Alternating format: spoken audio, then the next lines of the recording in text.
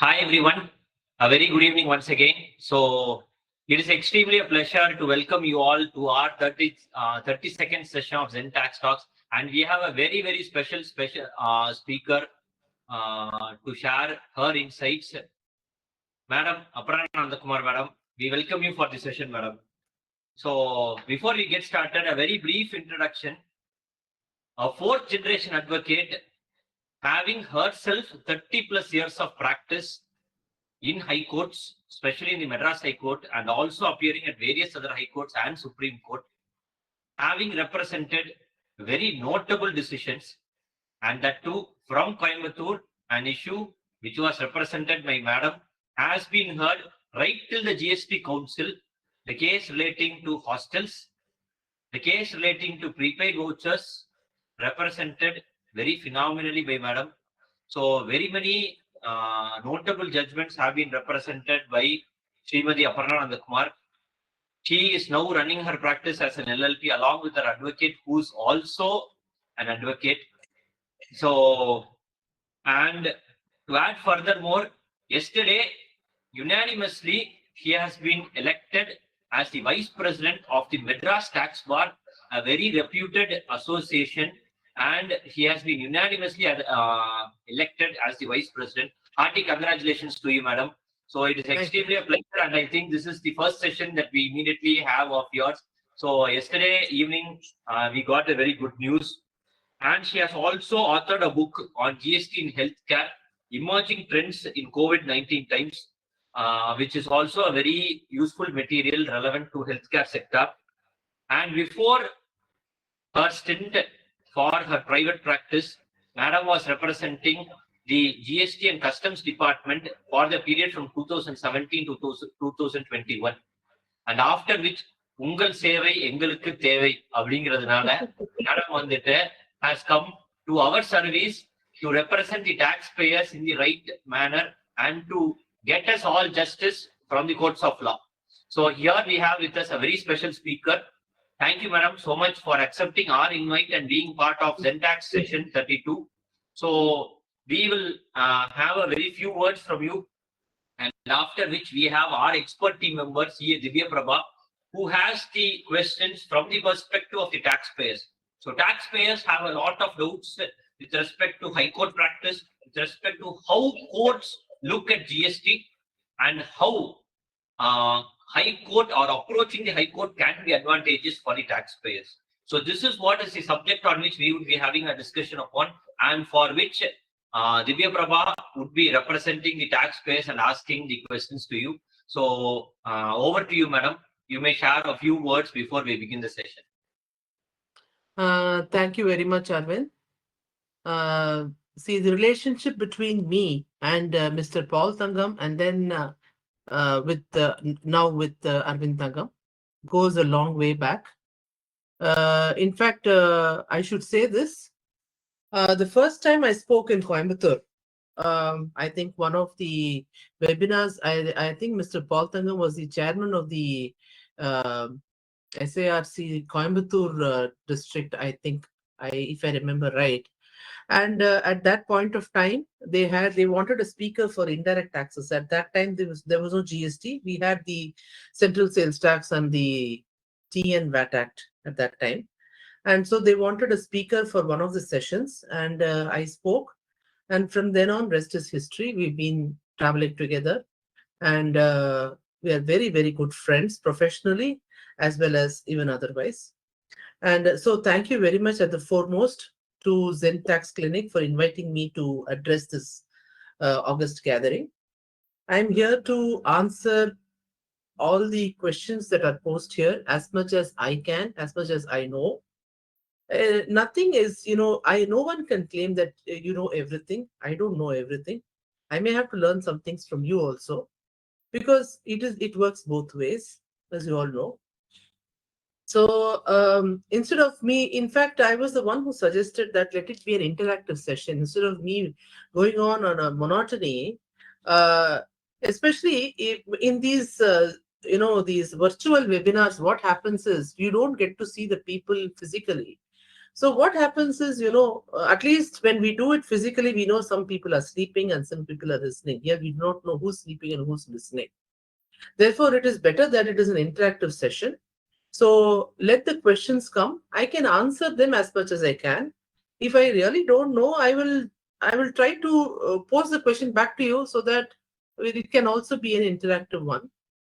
So that's about it. And thank you very much. Yesterday was a good day for me because I was elected as the vice president of the Madras Tax Bar unanimously, and I was earlier the secretary of the Madras Tax Bar.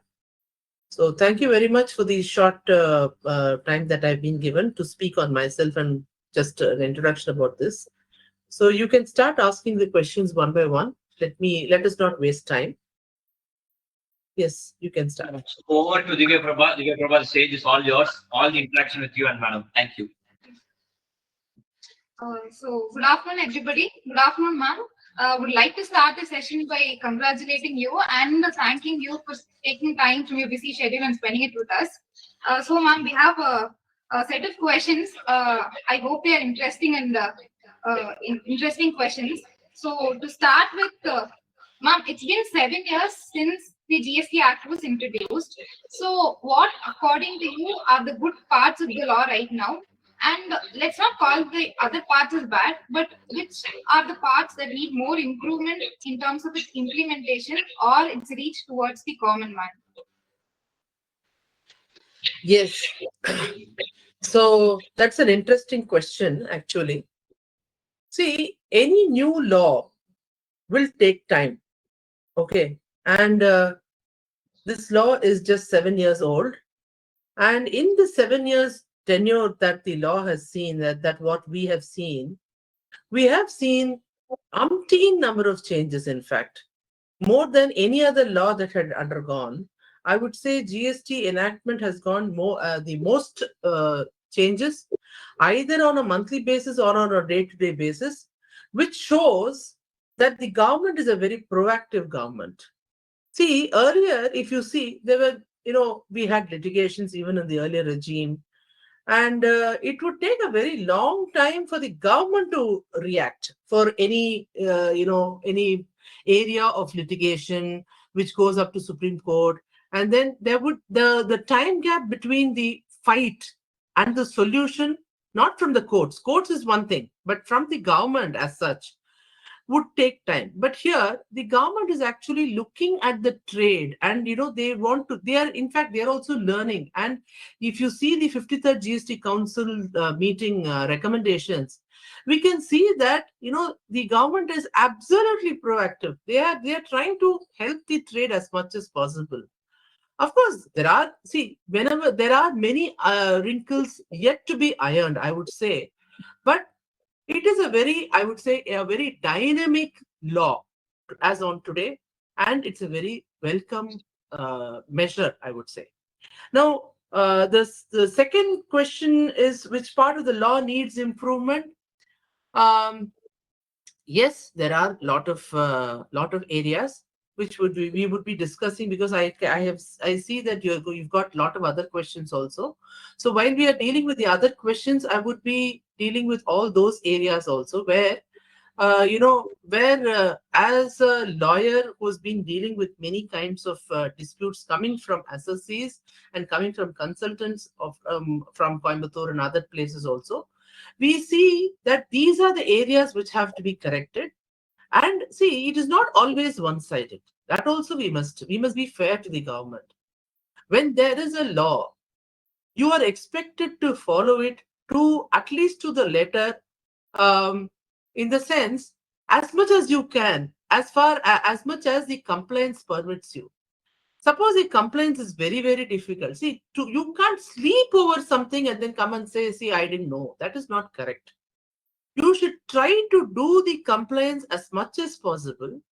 And when it is absolutely beyond your control, then of course the complaints start pouring in and it is justified. Therefore, where we have to strike this balance between the government measures and the compliance part from the assessee is an important thing. That is the bridge that we have to look to. So with this, we will start this session.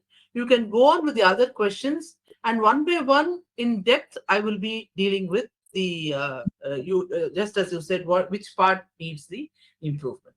You can go to the next question. Sure, ma'am. So, ma'am, you have more than 30 plus years of experience in this field. So, what are the various aspects or areas of indirect tax litigation, and how is it different from civil or criminal litigation, ma'am? And also, has the introduction of GST impacted the indirect tax litigation to any extent? Definitely, definitely. Okay, so well, you see, we started with in the 1959. Let us confine ourselves to Tamil Nadu. You all know that entry 54 of list 2 of the 7th schedule of the Constitution gives power to the state originally. Now it is amended. I'm talking about the period prior to 2017. So it gave power to the states to levy their taxes for the transactions within the state. So we had the Tamil Nadu General Sales Tax Act 1959, in which we had the aspect of first sale. So the first sale in the state was taxable.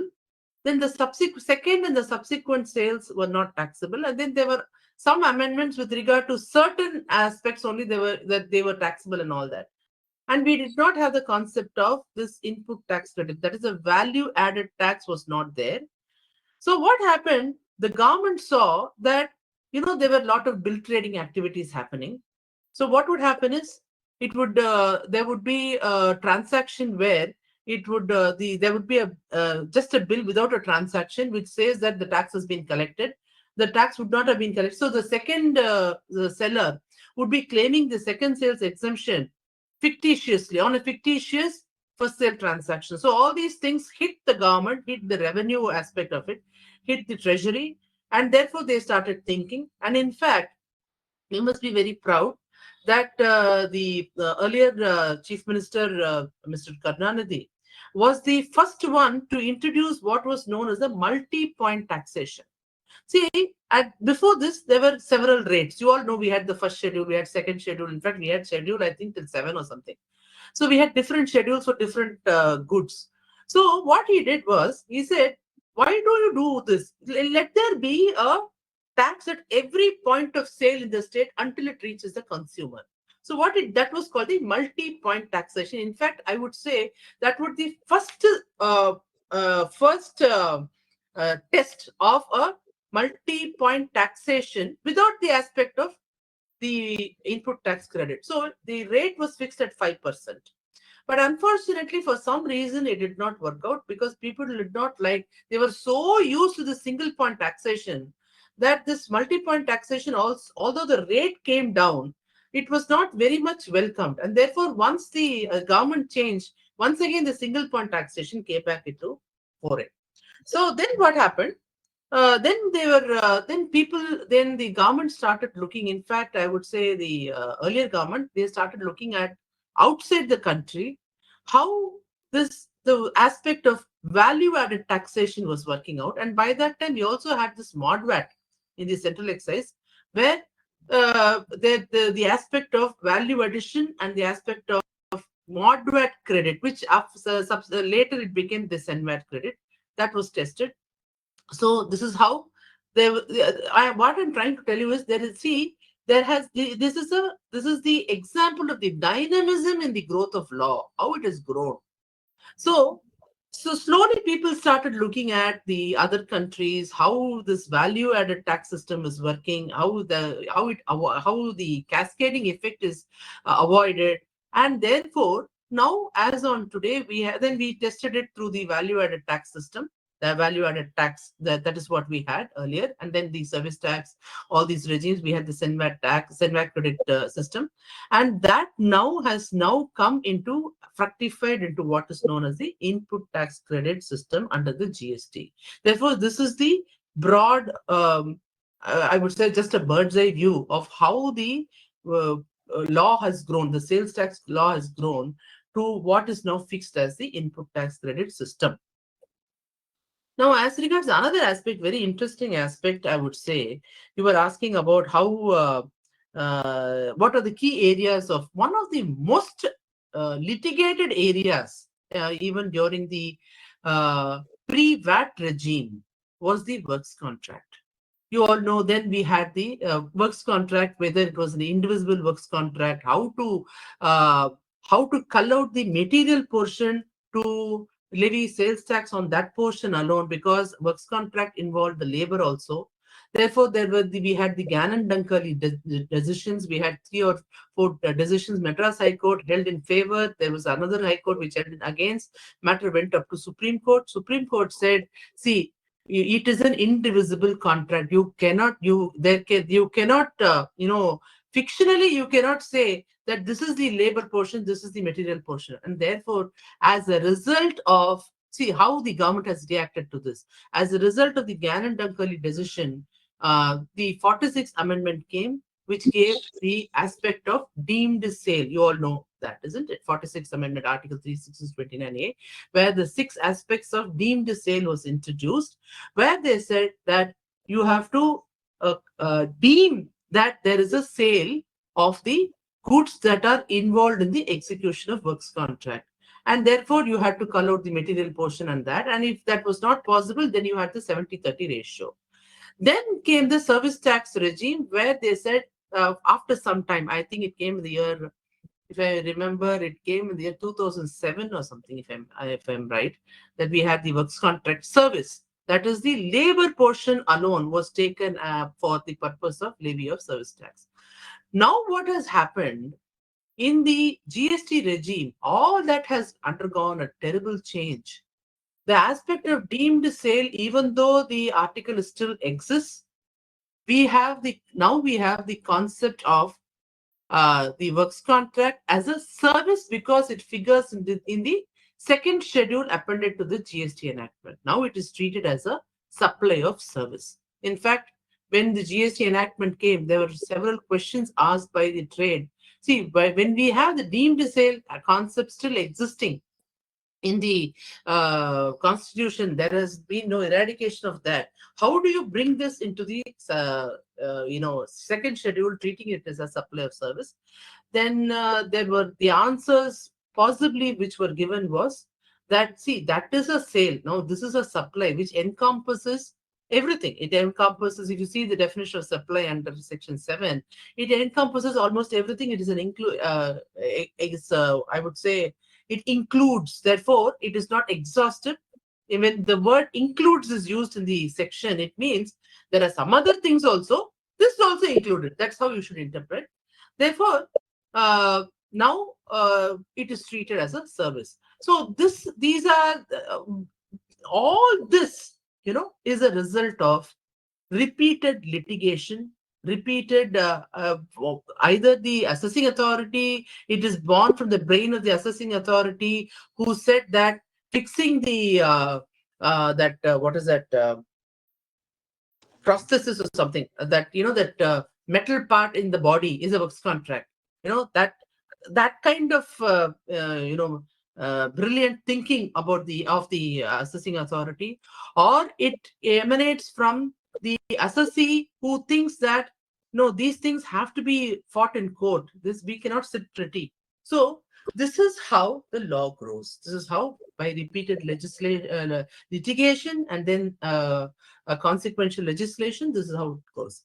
As far as civil and criminal is concerned, civil and criminal is more on a one-to-one basis. There's no fight between of course, in criminal, you have a fight with the accused and the government. It's totally a different aspect altogether.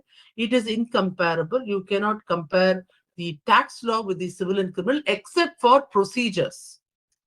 In areas you have to, like, for example, if you say cross-examination, where sometimes, we insist on cross-examination. If you see the section, it would say that the assessing authority is endowed with the power of a civil court in such cases. So cross-examination, then taking of evidence, but not that much, like not as in the case of a civil court. But you can insist on certain things. You can cull out certain aspects of the civil procedure code and all that. But then both are actually two parallel lines, or civil and criminal on one side, taxes on the other side, except where you have these economic offenses and all that. That's a different issue altogether. Of course, you may ask me a question like we have this powers of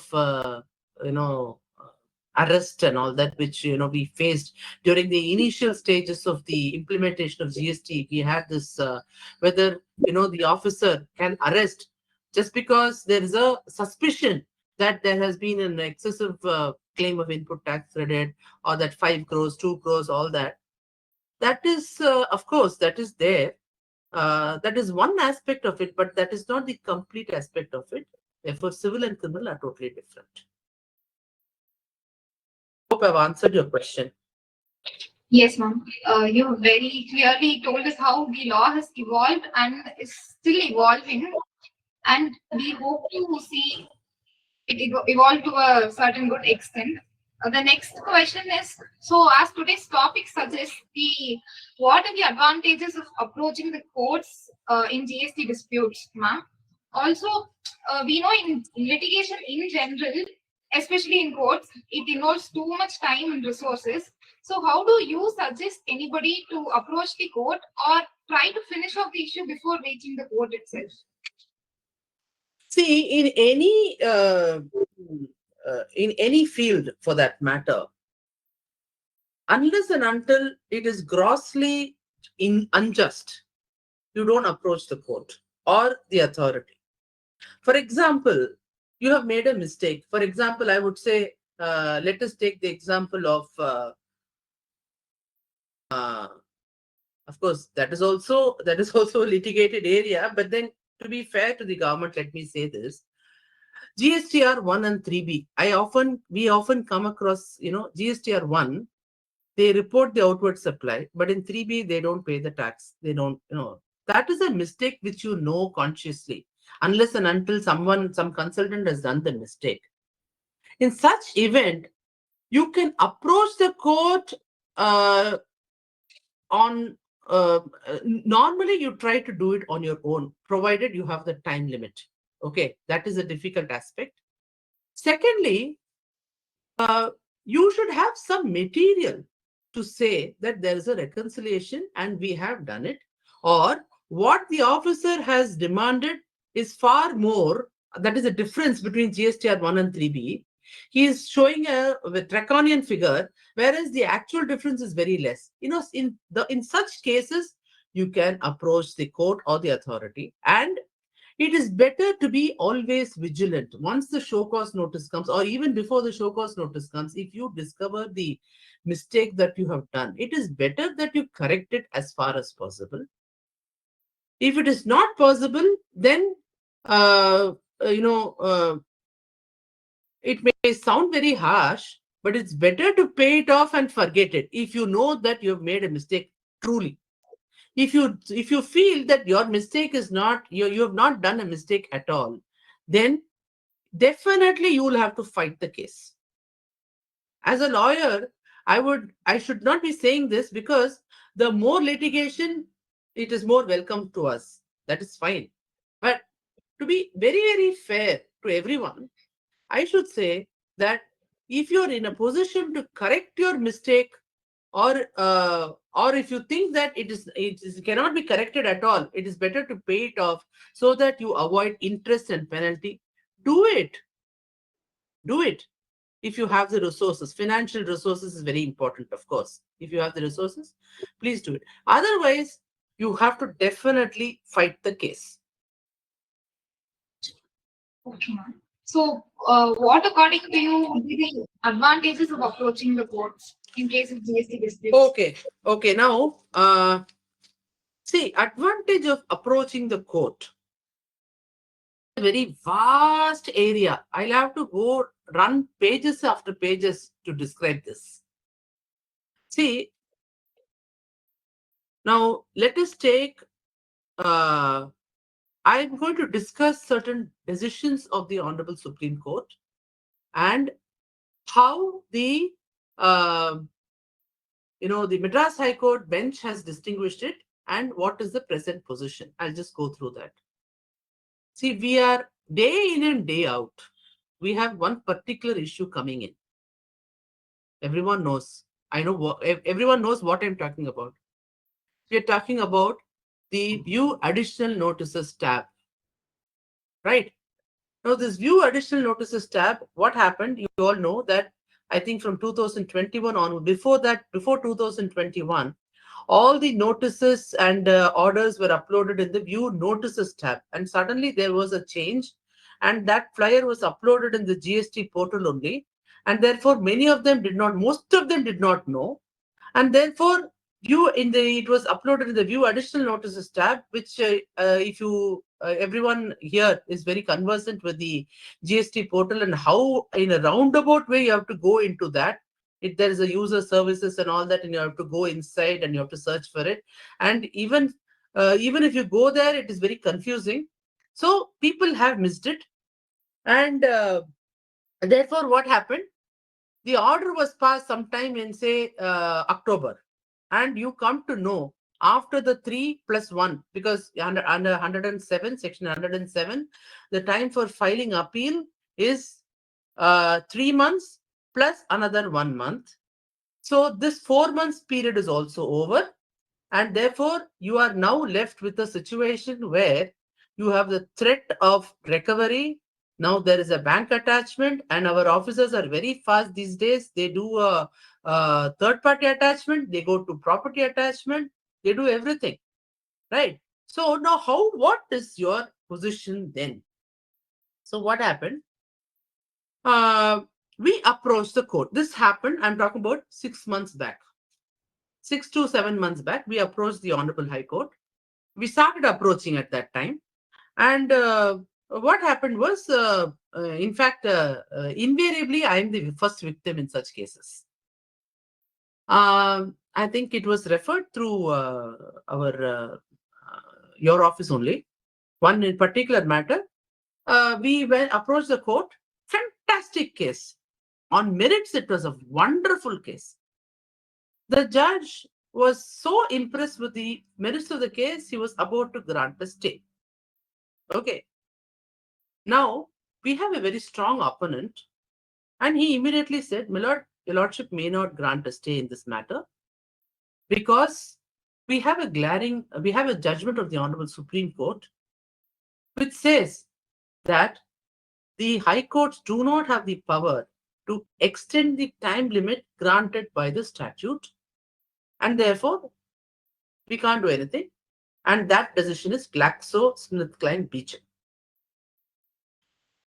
Now, I immediately, and we have a very good bar. See, so immediately there were, around 10 voices were whispering into my ears. One was saying, Godrej Sarali. One was saying, division bench.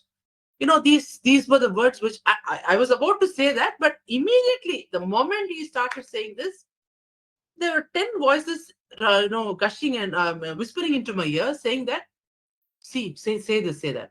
Then I said, "My lord, there are 2 division bench judgments of this honorable court. Your lordship may kindly post it tomorrow. I will bring those judgments." And the next day, I took those 2 judgments of this, the division bench of this honorable court. First of all, I'll tell you what this Glaxo says. Glaxo is a case where I am sure most of you know it, but still, for the benefit of those who do not know, I'm saying this. And people who know, if I make a mistake, please correct me also. This is a case where the assessee had, faced an order of assessment, and it was the case of non-filing of C form. Very simple case, actually. Non-filing of C forms. And he filed the appeal very late before the First Appellate Authority. First Appellate Authority dismissed the case, saying that I don't have the power. See, you have come beyond the time limit prescribed in the statute. This was, so therefore, I think it was, CST, no? So then matter went to the High Court. High Court said, you can, it can be, the time can be extended. So you go before the Appellate Authority. Matter traveled up to Supreme Court. Supreme Court said, see, when the statute has fixed a time limit to file an appeal, And the appellate authority cannot condone even 1 day beyond that. Say, you know that under the VAT it was 30 plus 30. So if you file the appeal on the 61st day also, the appellate authority does not have the power to condone. Therefore, when the statute has fixed the time limit, the High Court cannot fix the time limit. This was the decision.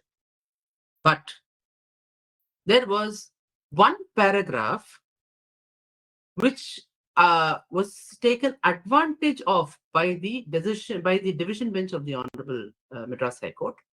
That paragraph said that in this case, nevertheless, in this case, there is no plea that the principles of natural justice have been violated. There is no plea that there is no personal hearing. And therefore, we are not going into that. So that line was captured by the division bench of this Honorable High Court.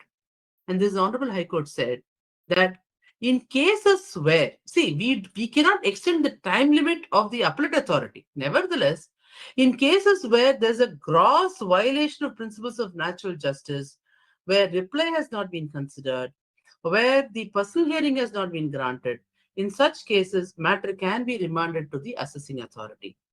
Therefore, I quoted this decision, and finally, we won the case. So what I'm trying to tell you is, and now after that, so post this, now the situation is, the courts are, see, we are approaching the court under Article 226, and 226 gives plenary powers, enormous powers to the High Court. They are not bound by these timelines and all that. So if you are able to convince the court that there is a violation of principles of natural justice, reply has not been filed, or in these cases, we have said that we have never had the benefit of, the reply because it was uploaded in the, in a particular tab. Everyone has been paid. It is not one or two.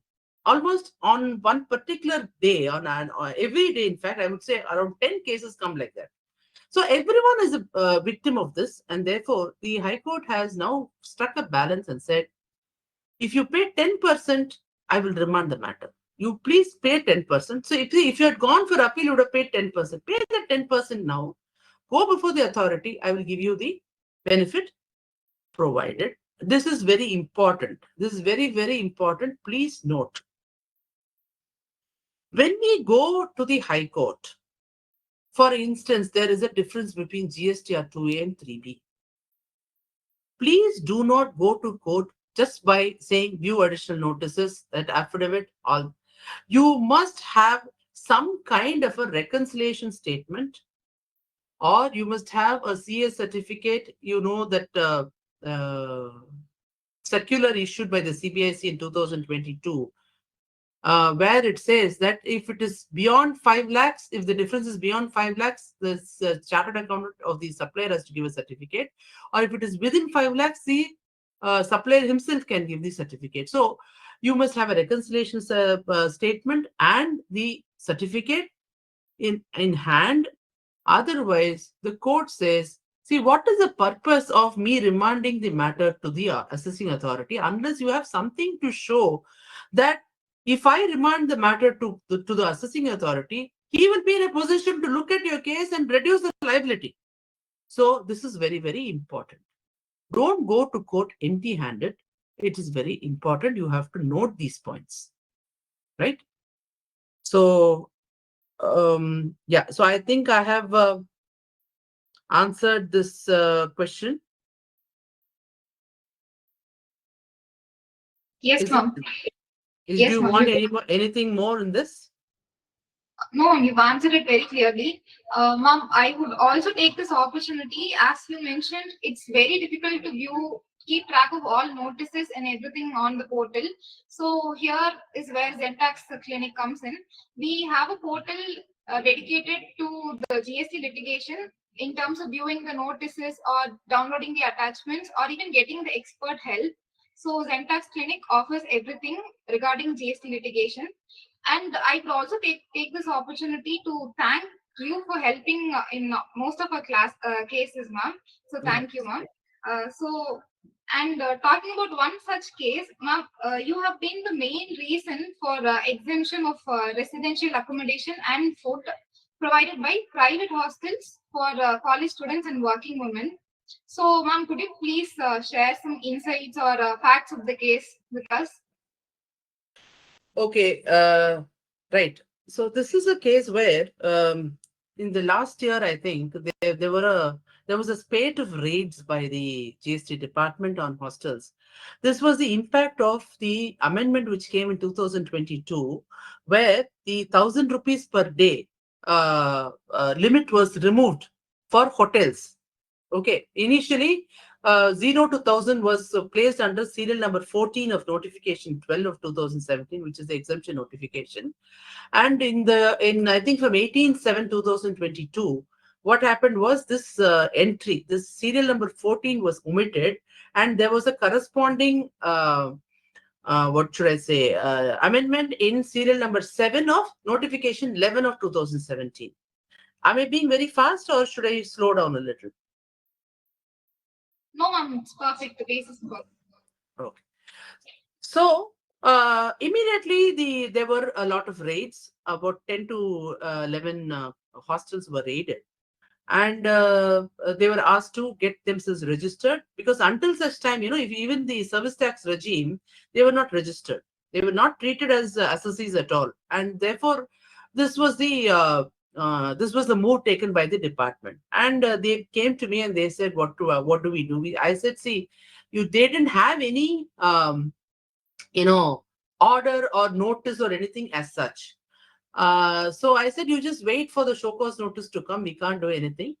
Then they asked me, should we pay? I said, don't pay, because personally I felt that uh, you know these are not these have to be exempted. And to my advantage, we also had the decision of the Honorable Karnataka High Court, where the landlord of a hostel had approached the authority for advanced ruling, got a negative order. He went before the appellate authority, got a negative order, and he traveled to High Court, Karnataka High Court. And the Karnataka High Court had interpreted the term residential dwelling, which is present in serial number 12 of notification 12 of 2017. And this was prior to amendment, not after amendment, prior to amendment. So, of course, then Karnataka High Court held in favor, saying that running a hostel is only a residential dwelling. However, the department did not, our department did not, really follow the decision of the Karnataka High Court, and therefore many of them approached me who had not faced the raids. They came to me, and we were just discussing, and they said, why not we go for an authority for advanced ruling? Why don't we approach them?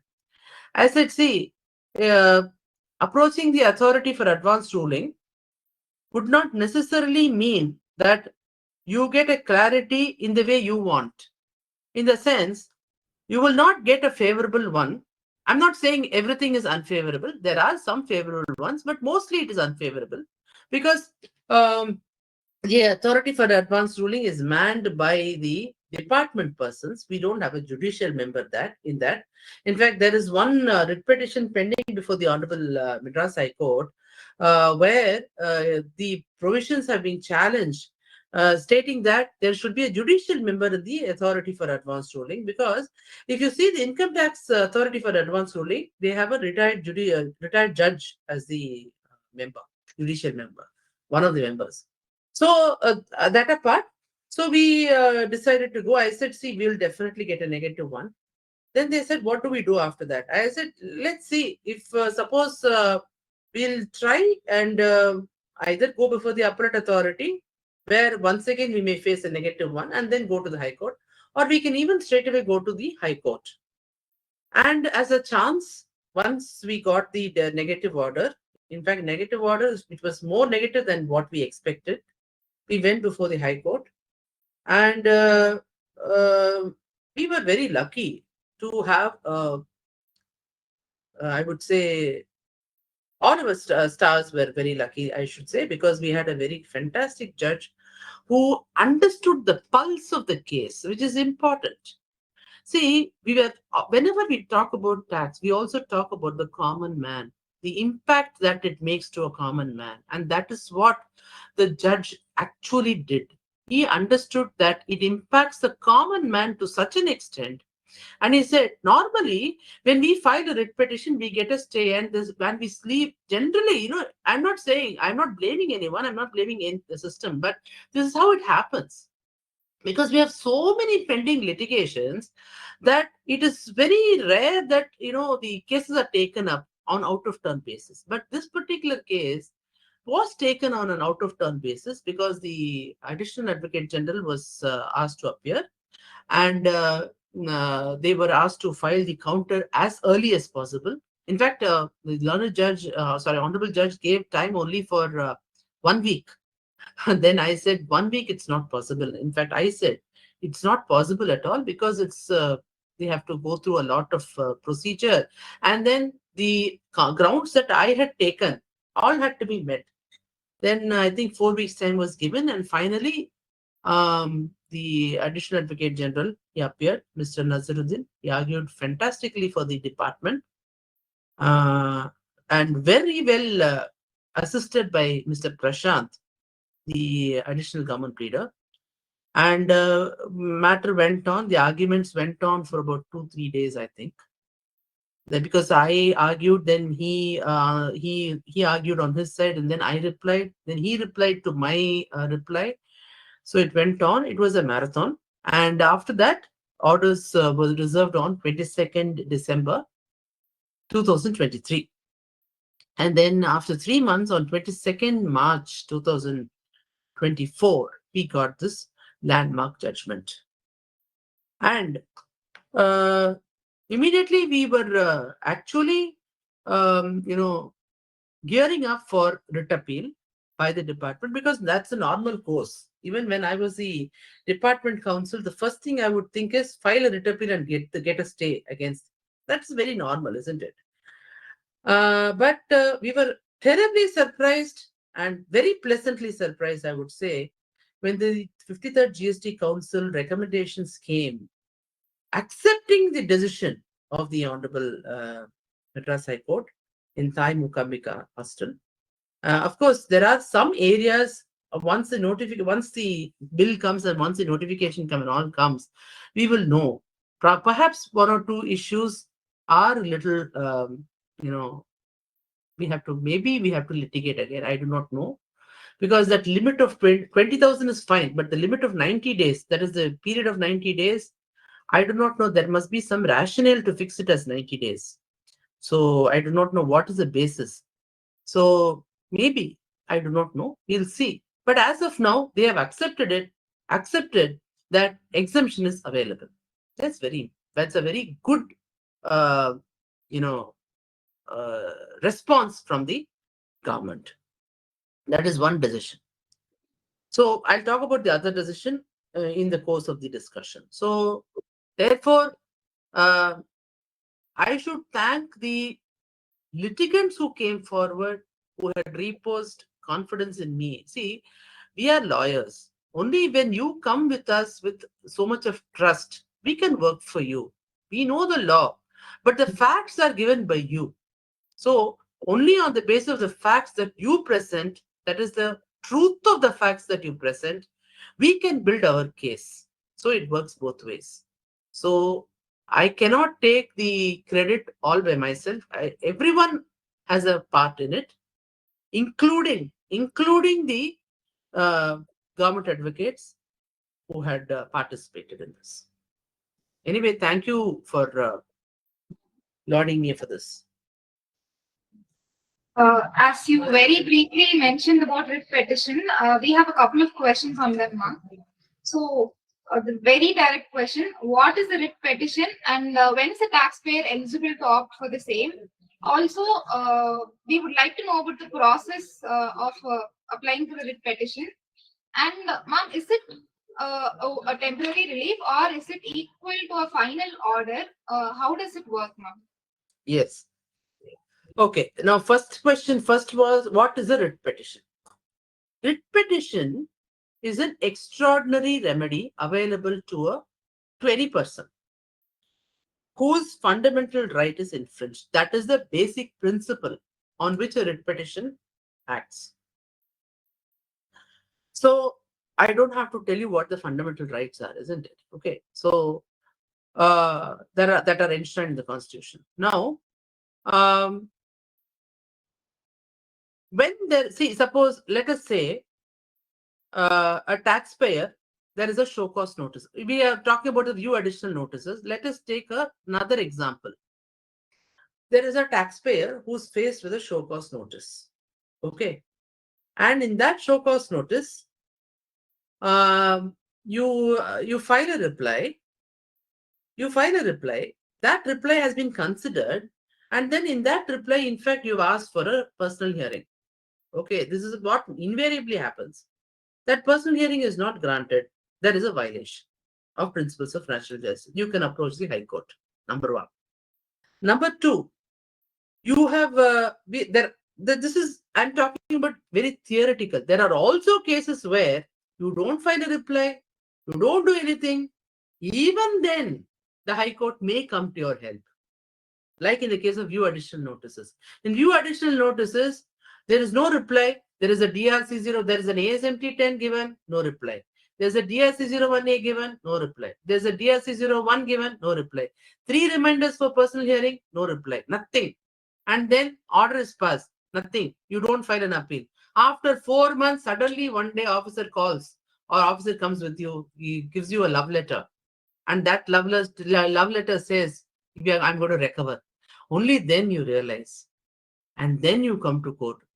Even then, the High Court extends its helping hand by way of Article 226. But don't misuse it, is what I would say. Let us not, that is also, as an assessee, as a responsible taxpayer, I should also be advising you, because I'm not only an advocate, I'm also a consultant. Therefore, I would advise you, and as consultants, you should also advise your clients to be vigilant as far as possible and litigate as an exception. Don't make litigation as a frequency thing and complaints as an exception. That should not be the attitude, right? Okay. Now, is it a temporary relief? If you take the case of the hostels, it is not a temporary relief, because on merits the High Court has held that that exemption is available. There's another case where I have fought for a very renowned jeweler, and in that case, the issue was whether this voucher, so like you go to a shop, you pay 500 rupees, you get a voucher. That voucher is redeemable at the point of supply. That is when that voucher is used for buying some other goods and you use it as a part of a consideration, you reduce that amount, then at that point of time only taxes payable. But then the department was of the view that the voucher itself is goods. Okay. So we went before the authority for advanced ruling held like that. We went before the appellate authority. Appellate authority, in fact, held in our favor. But then there was some, with regard to time, I don't want to go into so much of details, time of supply and all that. Then we went to the High Court. In High Court, we got a wonderful decision, very excellent decision by the Honorable Judge. So there also, on merits, the High Court has commented. Okay.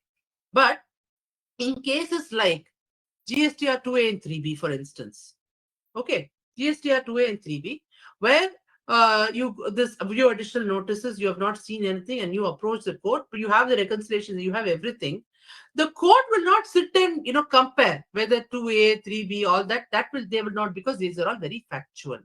So when there are factual issues involved, you get another chance before the authority. The High Court will not do the work of an assessing authority. If it is a legal issue, the High Court will give a finality. There is a difference between a legal issue and a factual issue. So when it is a comparison between 2A and 3B, which is absolutely facts, the High Court will say, oh, it is there. On the look of it, they'll say, okay, it is there. Fine. Okay, I will remand it. Let the officer go through all this, compare everything and do it. That is all the High Court can do. So therefore, that relief, if you say, it is only a temporary relief. Because the permanent relief, but you get a chance to appear before the authority, you don't face the the pain of paying and all that, because once again the entire order is set aside. You can go before the officer and convince him that there is a reconciliation between these two, and therefore there is no tax, or maybe the lesser tax or something like that. So in such cases, the relief is temporary. You can call it temporary. It is not permanent. But in case of legal issues, it is a permanent one. I hope I'm clear. Yes, ma'am, it was very clear. Ma'am, the second part of the question was what is the process to opt for a writ petition? Process is, yes, you have to approach you have to approach Zen Tax Clinic, I suppose. Okay, you have to approach an advocate and get it done. You have the the process. Like processes, of course, the court fee and things like that. And if you talk about the litigation time, yes, that is very important, an important aspect which we have to discuss here. Because you see, earlier we had what is known as a physical filing. So if we file it, say the time span for filing a writ, that is between preparation of affidavit and then signing and things like that, and then filing it in court. And from the filing date till the hearing date, the time span would be maximum, I'm saying 1 week, maximum. And if it is, say, an attachment or something like that, we would mention it, and we would even get a lunch motion or something like that, if you're very lucky. And within that time of 2 or 3 days itself, the matter would be over. But now we are having what is known as an e-filing, and that is a very, very, very big challenge for all of us, for tax lawyers, because this e-filing has been confined only to tax writs. So what happens is, when we file the writ petition, and it gets numbered, and then and especially when the court is coming to the help of so many assessees, there's lot of the litigation is also very large, and therefore getting it on board before the court takes some time. So what I would advise is, do not wait for the last moment to approach the advocate, because you're putting a lot of pressure on the consultant as well as the advocate, because this time span of nearly 2 to 3 weeks is there between the filing and the actual listing. Therefore, between these 3 weeks, what happens is, there is a attachment, then one day there is an attachment, next day there is a third party attachment, then the fourth day there's a property attachment. So it is painful for you. It is also painful for the advocate, because it is beyond our control. So kindly approach. If you decide to file a writ petition, do it at the earliest. Don't come in the last minute. It is very, very difficult for us. Not only for me, we are all facing. I do not know, one day our heart will just go out. I don't know where. We are all waiting for that wonderful day. It's very, very difficult. This is a fact which every advocate, every tax advocate practicing in the Madras High Court is facing.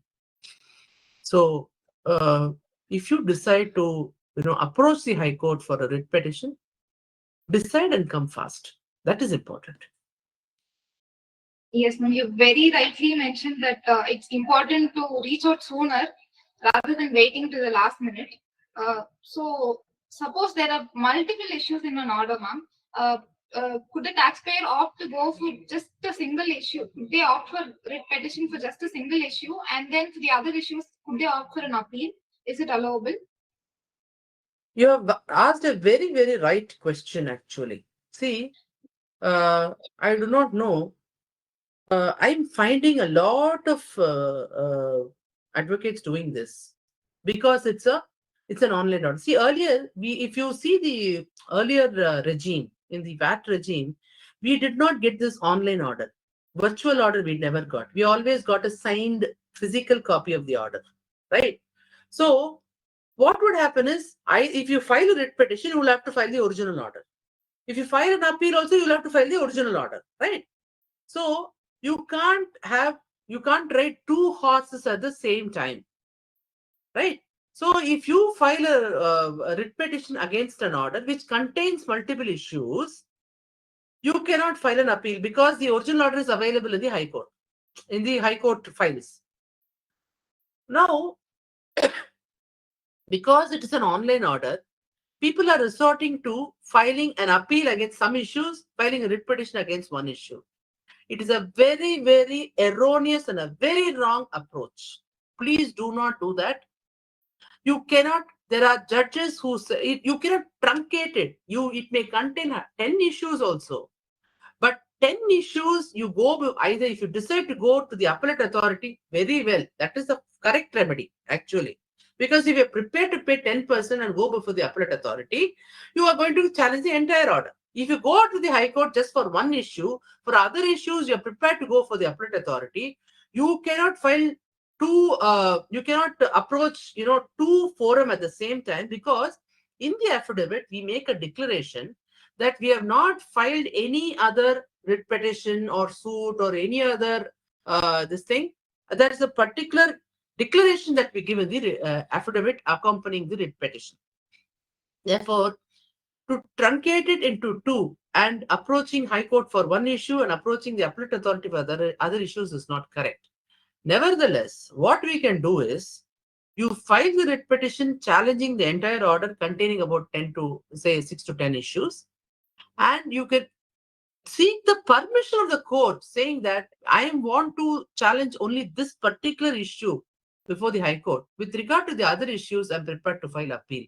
The court will have to use its discretion and give you the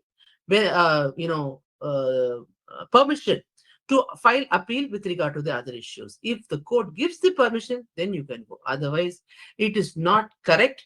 In fact, there were, in the earlier regime, there were many orders which were passed by the earlier judges. They said this kind of a practice is deprecated.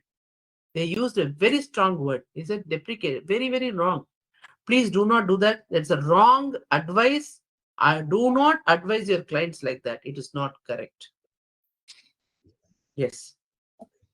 So the next question is, in case the bank account of a taxpayer gets attached already, do they still have the option to opt for a writ petition? And in case they get a writ, do they have the option of getting their money back till a final decision is reached in their case, ma'am? Okay. Now, there's another mistake many young advocates are doing, which I noticed. See, when there is a bank attachment, say the order has been passed about 1 year back, and there's an attachment now. So, or recovery notice and an attachment. What they do is they only challenge the bank attachment before the by way of a writ petition. That is not correct, because a bank attachment is a consequential order. What you should actually challenge is, you should challenge this. I'm not saying you should not challenge this, but you should also challenge the assessment order, which on the consequence of which is the bank attachment. That answers your first question. Second question is, if the court is convinced that there is a violation of principles of natural justice, I'm talking about the present scenario. Even if we do not challenge we have such a wonderful judge that even though we do not challenge the bank attachment as such, if we say that there is a bank attachment, along with the order, where he remands the matter, his lordship remands the matter to the assessing authority, he also gives the direction to remove the bank attachment. So yes, we can do it. All right. So moving to the most important section of the questions, ITC. So ma'am, one of the main objectives behind introduction of GST was to enable a seamless flow of credit at every stage of supply. But given the number of notices that the taxpayers are receiving or the number of appeals that they're opting for, how far do you think the Act has achieved its objective? And how do courts look at these ITC issues, ma'am? And based on your experience, how do you suggest the taxpayers approach these kind of issues? See, I can spend hours and hours speaking on this.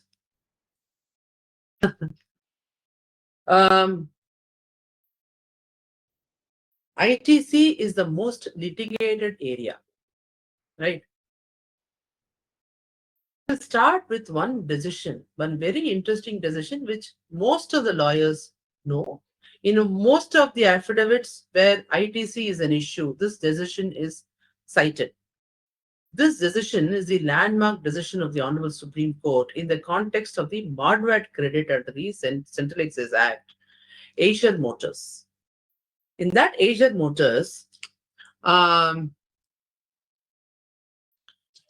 was an issue where one particular rule was challenged, saying that the Madras credit had lapsed. So the Honorable Supreme Court, it's a very, very short judgment. But in that, the last paragraph is an important paragraph where the Honorable Supreme Court said that the moment you pay the tax on the inputs, those inputs which are going to be used for further manufacture, which are going to be used in the manufacture, at a later point of time, the entitlement to the credit on the payment of tax at the point of purchase of the inputs comes there itself. That means the credit for the input tax you are entitled to at the point where you purchase it, at the time when you purchase it. Even though you can usually, as long as the goods are there, of course, the facility has to be there, the goods have to be there. So once the inputs are there and you're using it in the manufacture, you don't have to wait till that stage. You're entitled to it at the stage where you get the inputs itself, where you purchase the inputs itself. It's the vested right was the decision. Now, this was the decision under the Madras. Subsequently, we have had many decisions. JEM and Co, and then ALD Automotive, which traveled up to Supreme Court, where they said that, see, input tax credit, you cannot claim it as a right. It is a concession. Therefore, the government has got every right to curtail the credit wherever it wants to, bar the credit wherever it wants to, restrict it wherever it wants to, and give it to you wherever it wants to. And it can also fix the timelines, that this is the timeline within which you should claim. Beyond that, you should not. So if you see it, this is how, therefore the government is actually looking at the ITC in terms of a strict compliance of the provisions in order for you to enjoy the benefit of ITC, which was actually contemplated earlier. In the sense, when the white paper for VAT was given earlier in those days, that was not the contemplation, but this is how it works, because it is very advantageous to the department. So this is one aspect. Second aspect is, how do you look at the ITC in terms of GST? Before I go to the provisions of Section 16, subsection 2, I will just discuss some aspects of the Tamil Nadu VAT Act and the Maharashtra VAT Act, because Maharashtra VAT Act has been the basis for 16 subsection 2, actually. I'll tell you what. In the Maharashtra VAT Act, there was one provision which was amended. I think it is section 48. I don't know. It's much. It's in a distance now. I'm not in a position to really remind myself of it. But that provision said that unless and until you are sure, or you get a green card, the green signal from the seller that he has deposited the amount into the treasury, you cannot claim credit. And in fact, if you see the invoice itself, there will be one small, within a circle, it would be written that you can claim credit once the certificate is issued by the seller. 48(5)(a), I think, if I remember.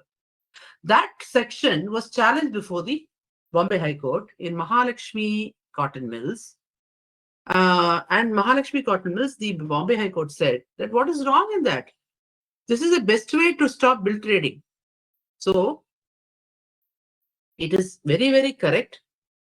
And therefore, this kind of a certificate is necessary for the purchaser to claim the credit. This was the view taken by the Bombay High Court. Matter went up to Supreme Court. Supreme Court also they lost. But in our Tamil Nadu VAT Act, there was an amendment. Prior to amendment, it said that only two criteria was essential. One, that you have to there has to be a tax invoice, and that it is enough that you you show that you have paid the tax to the seller. And then there was an amendment which was onerous, and of course that came at a later point of time. So if you see section 16.2, 16.2 still insists that there has to be an actual delivery. I don't have to go through all those conditions. We are not onto that now. But still, there are many decisions of the high courts which say that even though these provisions are there, yet it is the responsibility of the supplier to deposit into the treasury. We had the Suncraft also. We had Suncraft, we had DY Beetle and all that. Of course, there's one more decision. I mean, now we have a dichotomous view. In fact, some follow Suncraft, some follow DY Beetle, some say, why? It is your responsibility. If you say that you are entitled to ITC, it is your responsibility to show that there has been, and in fact, there is one more insistence by the bench that you have to show movement of goods, because the department has been showing a lot of instances of fictitious transactions, fake invoices, and therefore, the circular transactions. And therefore, now the high courts are a little vigilant, and they say that unless and until you show a proper movement of goods, proper delivery of goods, it is not enough if you say that I paid the tax, supplier has not deposited into the treasury. Don't say all that. You must have proper documentation. Therefore, documentation for the purpose of claim of ITC is being insisted upon time and again. That is very important.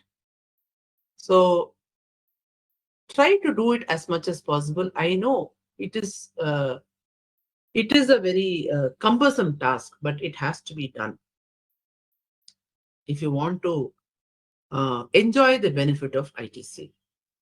Regarding timelines, of course, now the 53rd GST Council has come as a great boon, because, initial years, we had so much of this technical glitches and all those issues coming up. So, we had those issues, and therefore, I think realizing all that, the government has come by way of a recommendation. Let us see, let us wait for the bill and the notifications and everything, and then we can have probably another session on that, 16.4. As far as the challenge to 16.4 is concerned. Sorry? Something? Ma'am, carry on, please. As far as the challenge to 16.4 is concerned, it is still pending before the Madras High Court. I don't want to comment on it because it is pending. But other courts, they have upheld the constitutional validity, stating that, once again, following the earlier decisions of Gem & Co. and ALD Automotive. And just because there has been an amnesty scheme that had been floated by the department, doesn't mean that, for filing the earlier returns from 2017, that you were allowed to file the returns. It doesn't mean that you are entitled to the credit, is what the high courts have said. So this is about it. Personally, I have not challenged the provisions of Section 16, subsection 4. I'm not very convinced. I have challenged the notifications in a different way, saying that, this retrospectivity of 3B should not be given because 3B was not in existence earlier, isn't it?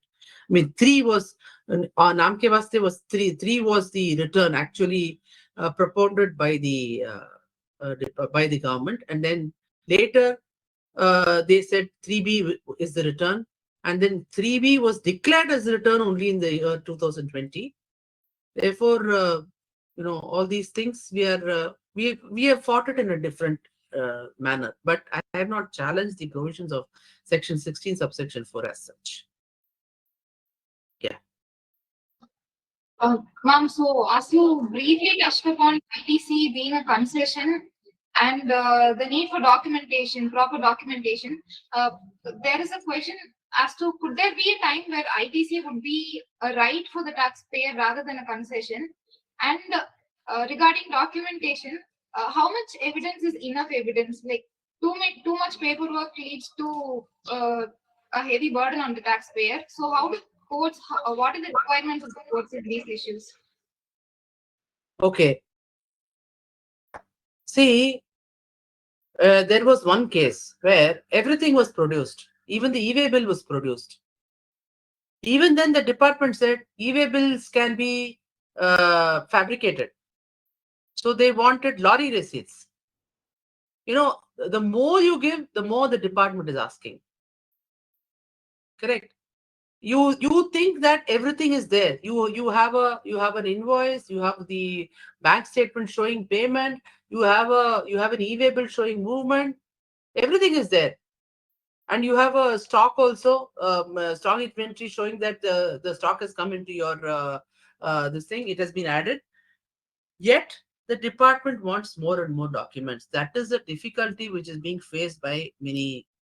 But at least these documents are there to support you. But if you don't have any documents, then you are at a terrible loss. You certainly must, the documentation as far as possible, even if you're not able to win it at the lower level, at the higher level, you should be in a position to win the case. So that kind of a documentation, as I just said, you should be in a position to produce. For each and every transaction, not just one transaction. As far as possible, at least 75 to 80% of the transactions must be covered by these documents. I know it is a cumbersome task, but that's the only way.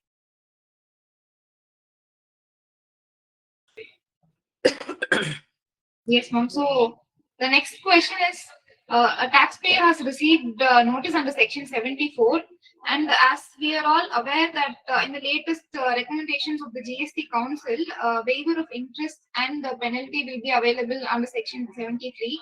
So how can they get the order under Section 74 converted to an order under Section 73, ma'am? Can they intervene in these matters? Definitely, 100%.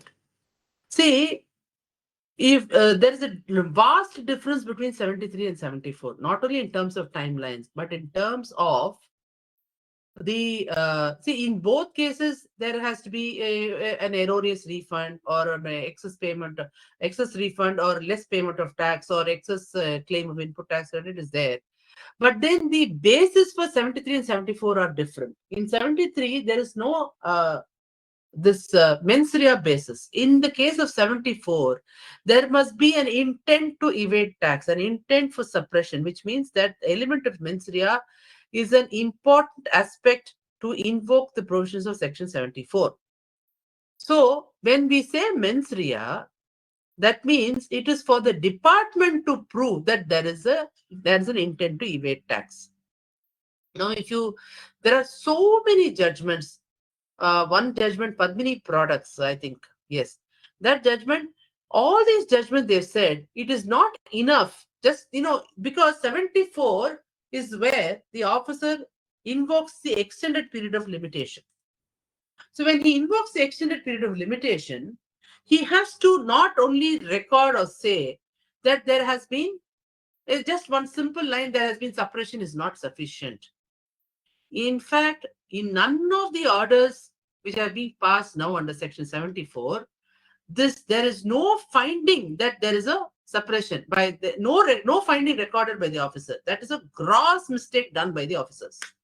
Randomly, they either put 73 or 74. They don't even apply their mind. And just because if the officer does not like the associate, it becomes 74 because only then they can levy 100% penalty. If the officer likes the associate, then okay, fine. Even if it is a case of suppression, it becomes a 73 order, which where only 10% or sometimes even 10,000 is just levied. So that 74 order has to definitely have a proper finding that there is a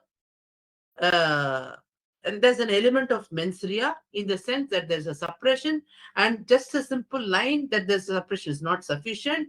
It must be backed by some kind of justification by the officer, which you can find in the, the central officers are doing a much better job that way.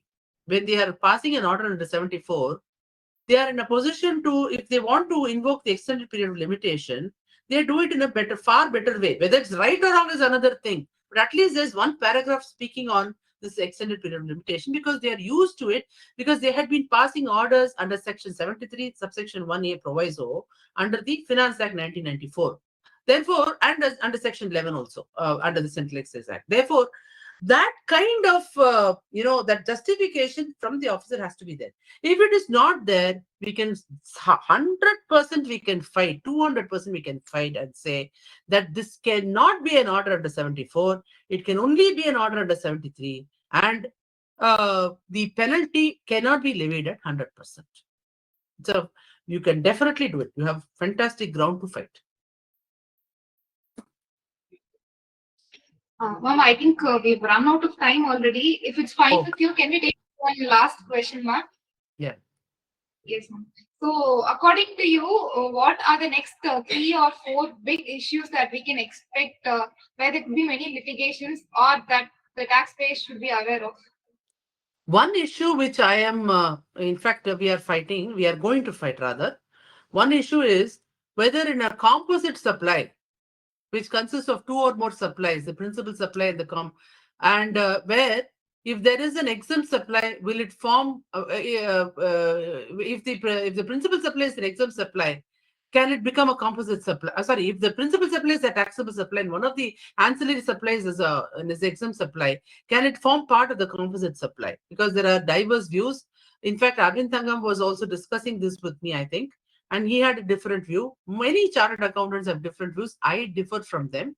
I feel that an exempt supply can never form part of a composite supply because the definition talks about taxable supplies. And their view is, even though it's a taxable supply, an exempt supply also falls within the definition of taxable supply. Yes, technically it is correct, but it is not the way it should be approached. I'm taking a different view. So let us see. That is one area of litigation.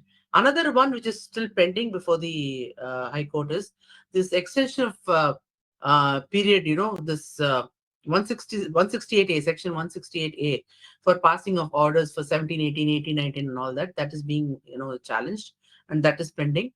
And another one, of course, we have not yet started on the litigation, is the change in rate of tax in the middle of the year, especially in, these contractual arrangements.